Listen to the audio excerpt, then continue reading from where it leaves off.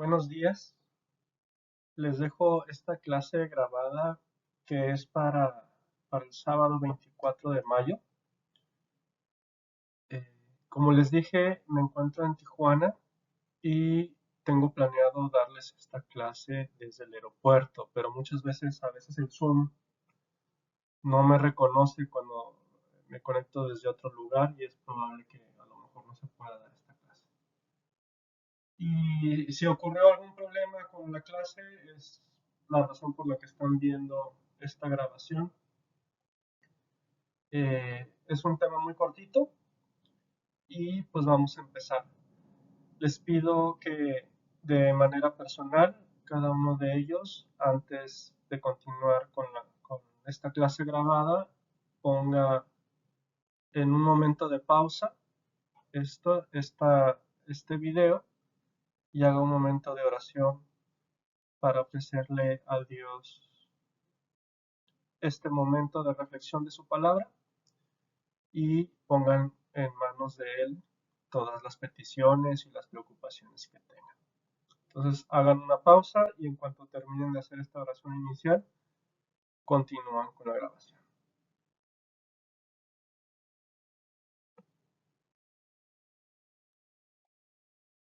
Este tema que vamos a ver hoy se llama La Iglesia, Pueblo Servidor, vive para el amor y la solidaridad. En las dos clases anteriores hemos visto temas complementarios a este. Si recuerdan, estamos viendo las tres funciones que como bautizados recibimos como gracia durante este sacramento del bautismo. El primer tema que vimos es que el bautismo nos hace sacerdotes. El segundo tema es que el bautismo también nos hace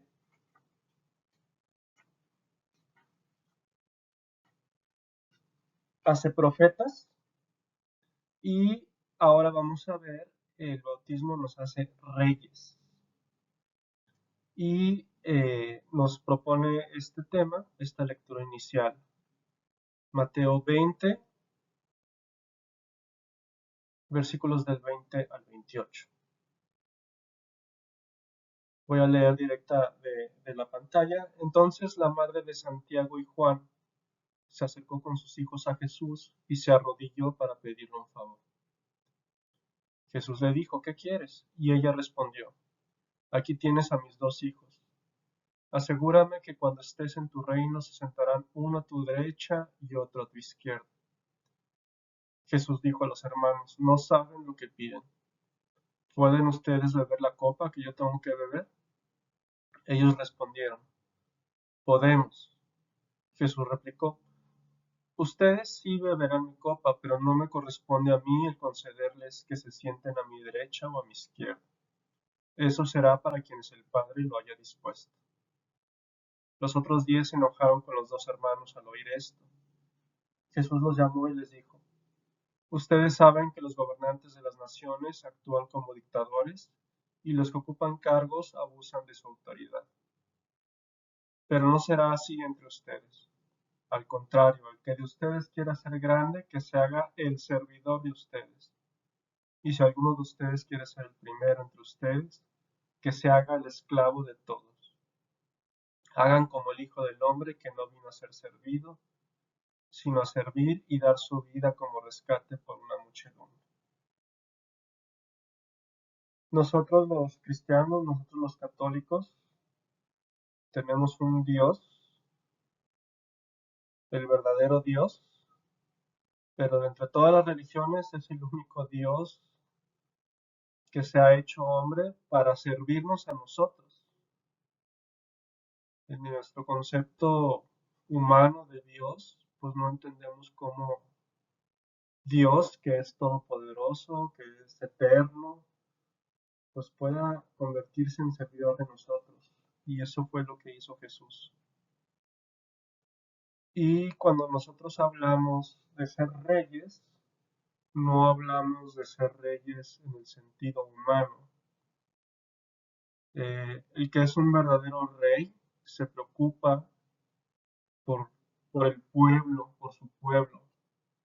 Hace todo lo posible para que su pueblo viva en la prosperidad, viva en la justicia. Y pues los reyes humanos a lo largo de la historia nos han demostrado que lo que hacen es oprimir a su pueblo. De hecho, es lo que vamos a ver durante el Antiguo Testamento.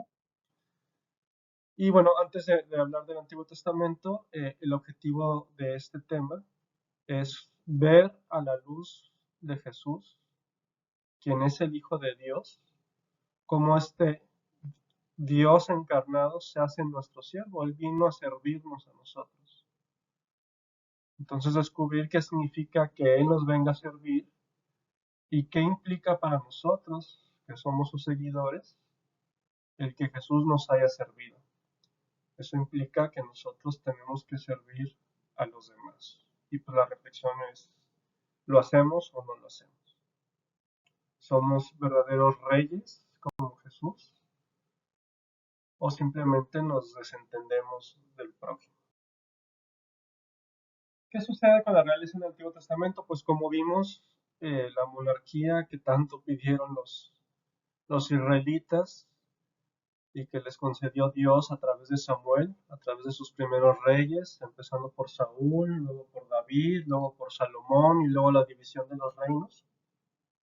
Pues esta monarquía que Israel pidió, a pesar de que Samuel se los dijo, pues terminó por fracasar. En lugar de favorecer la paz y la justicia del pueblo, terminó por oprimir al pueblo. Dios, al ver esta situación, que ya sabía que así iba a ocurrir, anuncia que va a haber un rey y que este rey va a reinar sobre el pueblo de Israel y no solo sobre el pueblo de Israel, sino sobre todas las naciones. Y este es un rey que sí va a implantar la justicia y procurar que su pueblo sea próspero, que sea feliz y que sea justo. En Jeremías 33, versículo 15, nos dice, en aquellos días, en ese momento yo suscitaré a David un retoño legítimo que practicará el derecho y la justicia en el país. Recordemos que Jeremías fue un profeta que le tocó tanto la parte preexílica como la postexílica. Y en estos capítulos capítulo 33 de Jeremías ya corresponde al Jeremías postexílico y está animando a su pueblo que está en el exilio a que tenga fe y esperanza porque va a suscitar un rey entre ellos. El pueblo está exiliado y Jeremías les habla para, eh, para darles esperanza y que ellos no pierdan la fe. También en Ezequiel capítulo 34, versículos del 23 al 24, vemos cómo Ezequiel nos dice que este Mesías prometido será un rey descendiente de David. Y un tema que vamos a ver en este día es que va a asumir la figura de un pastor que cuida y conoce a sus ovejas. Y dice Ezequiel en esta cita, pondré al frente de mis ovejas un solo pastor. Mi servidor David las apacentará, porque él será su pastor. Y yo, el Señor, seré su Dios, cuando mi servidor David sea el príncipe en medio de ellas. Yo, el Señor, he hablado. Entonces vemos aquí cómo se nos presenta esta figura del rey en el Antiguo Testamento, los reyes humanos, cómo fracasan, pero cómo el Antiguo Testamento nos promete un rey que va a implantar la justicia y que tendrá la figura de un pastor para su pueblo. Vamos a ver un poquito cómo es esta función de Jesús Rey, entendiendo el rey que se convierte en un servidor. Hay tres aspectos de Jesús que tenemos que analizar. El primero es que Jesús es el rey prometido, en él se cumplen las promesas de la antigua alianza, del Antiguo Testamento. Vamos a ver que Jesús es el siervo de Dios. Es una figura que manejaba mucho, sobre todo Isaías. Y vemos que Jesús es el pastor. Entonces vamos a analizar estos tres aspectos: Jesús rey prometido, Jesús siervo de Dios y Jesús el pastor. Hablando primero de Jesús el rey prometido, pues toda la vida y obra de Jesús, todo lo que él dijo, todos los signos que él hizo, pues son para instaurar este reino de Dios. Y por eso sabemos que él es el rey prometido y cumple las promesas y todos los anuncios que se habían hecho desde el Antiguo Testamento. Pero como les decía, no es el rey humano que utiliza medios de poder o de prestigio para gobernar. No viene a gobernar, él viene a servir. Entonces no requiere del poder, no requiere de los títulos, no requiere del honor, no requiere del prestigio. En Juan 15, versículo 13 dice: nadie tiene un amor más grande que el que da su vida por sus amigos. Dios nos dice a sus seguidores que somos sus amigos. Dios, nuestro Rey Todopoderoso y Eterno, dice que es nuestro amigo. ¿Qué rey hace eso? Su reinado es de verdad, no es un reinado de poder, es un reinado de verdad, de amor, de justicia y de liberación. Nos viene a enseñar cuál es la verdad, nos viene a amar y a enseñarnos cómo amar, viene a implantar la justicia y a liberarnos de todas las opresiones. En Lucas 4:18, en esta cita nos dice: el Espíritu del Señor está sobre mí.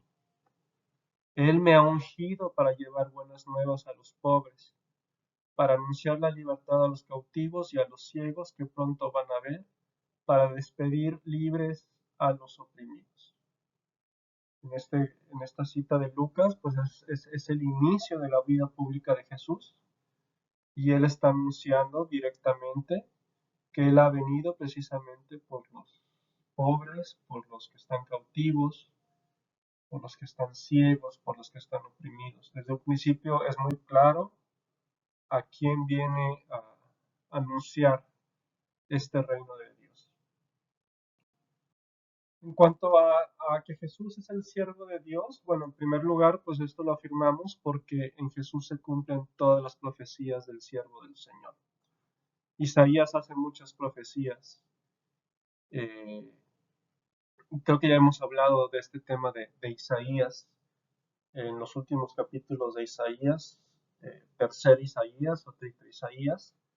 Hay varios pasajes del siervo del Señor impactantes porque prácticamente nos están incluso mostrando todo, casi como si fuera una película, lo que va a ser la pasión de Jesús. Pues ya desde Isaías lo estaba anunciando de esta forma. Entonces no es este Mesías poderoso y que iba a liberar de la opresión al pueblo de Israel, comandando ejércitos y todo eso. Encontramos un Mesías que viene a ser siervo y que incluso viene a dar la vida por nosotros.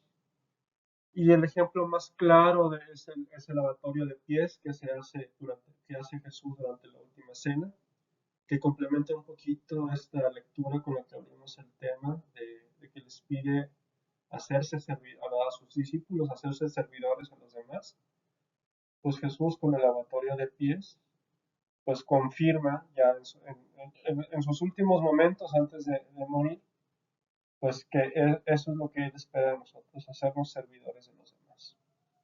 Jesús es el siervo de Dios porque su servicio lo lleva al extremo de hacerse pecado y maldición por nosotros.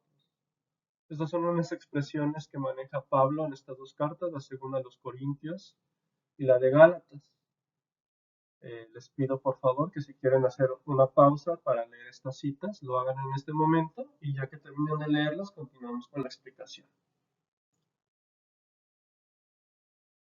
Jesús también es un siervo, pero es un siervo que busca la unidad. En esta primera carta de los Corintios, capítulo 12, versículo 13, San Pablo dice: en efecto, Todos nosotros, judíos o griegos, esclavos o libres, fuimos bautizados en un mismo espíritu para formar un solo cuerpo, y todos hemos bebido de un solo espíritu.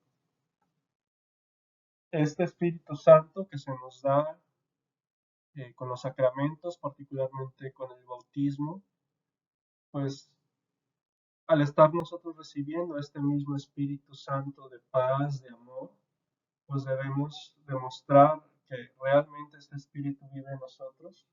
Si somos, si formamos una unidad con todos nuestros semejantes, formamos el cuerpo de Cristo, que es su iglesia.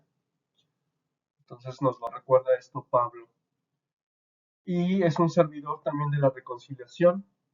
Nos dice Juan, en el capítulo 14, versículo 27, les dejo la paz, les doy mi paz, pero no como la da el mundo. No se inquieten ni tengan miedo. ¿Cuánta paz nos hace falta muchas veces a nosotros mismos? Y cuando nosotros estamos en paz, pues nosotros podemos vivir en armonía con los demás y reconciliarnos con los demás. Entonces, no olvidemos pedirle a Dios esta gracia de la paz que Él nos da.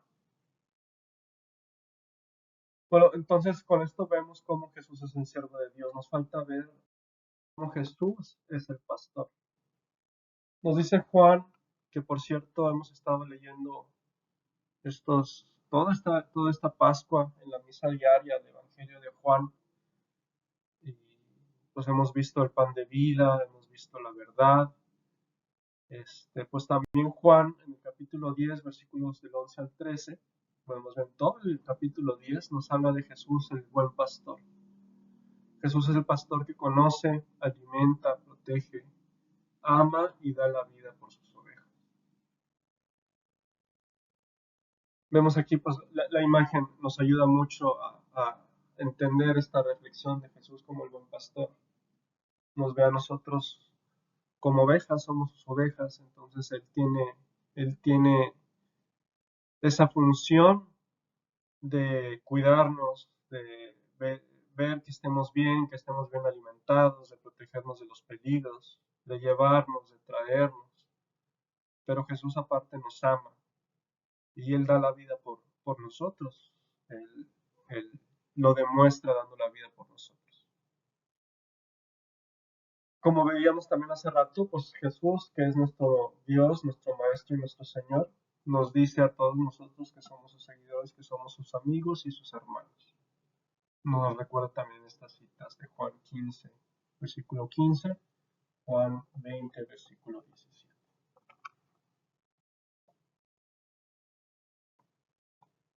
Toda esta reflexión que estamos haciendo es para entender. Entonces, nosotros como iglesia de Dios tenemos que ser un pueblo servidor. Nosotros tenemos que servir solo a dos cosas. En primer lugar, ser servidores de Dios. Tenemos que ser servidores para que Jesús, para que la iglesia pueda implementar este reino de Dios en la tierra. Por eso tenemos que ser servidores de Él, para ayudarle a extender el reino de Dios en la tierra. Y en segundo lugar, para ser servidores del prójimo. Esto significa ser solidarios y compartidos en el amor con todos los demás, con todos sin excepción, pero muy particularmente a aquellos que están excluidos, aquellos que son vulnerables, aquellos que viven en la pobreza, etcétera. O sea, todas las personas que están excluidas son las principales personas a las que debemos servir. Reflexionemos si estamos cumpliendo con estos aspectos del servidor. La iglesia, como pueblo servidor, puede tomar los ejemplos que nos da Jesús. Podemos o debemos ser servidores como lo fue Jesús. Si Jesús fue un servidor, si nuestro Dios nos vino a servir a nosotros, con más razón debemos ser servidores nosotros. Entonces, para podernos hacer servidores, esta frase me gusta, si necesitamos hacernos esclavos de los demás en el amor. particularmente los que desempeñamos alguna función dentro de la comunidad. Función puede ser los que somos padres, los que somos jefes, los que somos maestros, todos, sin importar nuestra edad, de alguna u otra forma realizamos una función en nuestra comunidad. Entonces, no debemos olvidar que esta función, sea la que sea, aunque no sea en el ámbito de la iglesia, debemos de desarrollarla en el amor hacia los demás. Nos ayuda mucho a poder realizar esto cuando nos alejamos de todas estas ambiciones que a veces da el dinero, que da el poder o que da los honores, el tener títulos. Hagamos nuestra función que nos corresponde siempre con un bajo perfil, con humildad y con el verdadero objetivo de poder servir a los demás, servir como Dios nos enseña.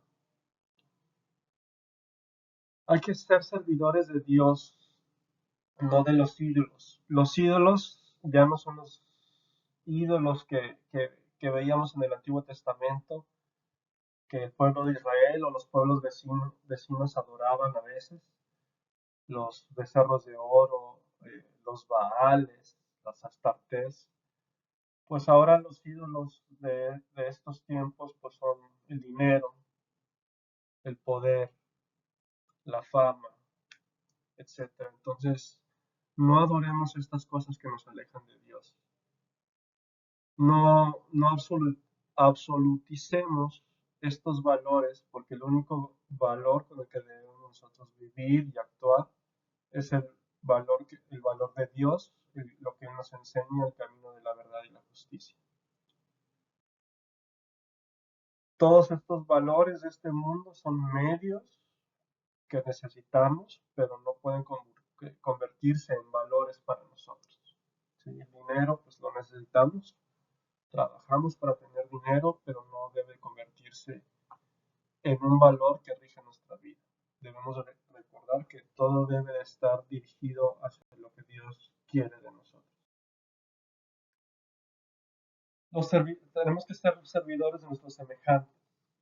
Y aquí hay varias citas que nos pueden ayudar a entender citas bíblicas, de cómo la misma Biblia nos va enseñando cómo podemos ser servidores de los demás.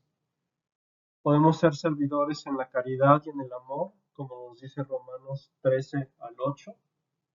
Dice, no tengan deuda con nadie a excepción del amor mutuo, porque quien ama a otro ha cumplido la ley.